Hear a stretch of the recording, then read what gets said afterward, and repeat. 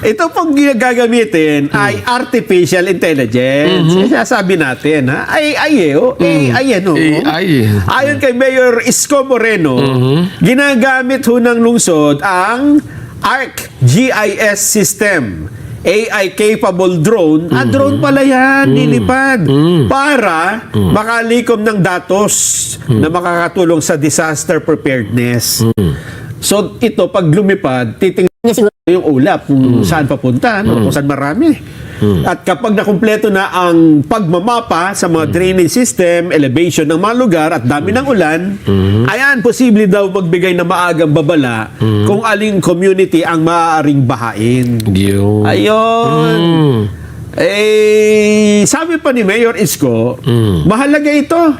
Lalo na sa panahon ngayon ng tag-ulan. Dahil madalas nga ho, nagbababaha. Yeah. Ayan. Pero wala. Di ba, papaliparin mo pa yan.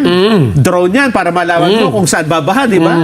High-tech yan eh. Oo. Mahal din yan. Ha? Oo. Pero mas high-tech si, Sino? si Mang Pedro, yung kapitbahay namin. Bakit?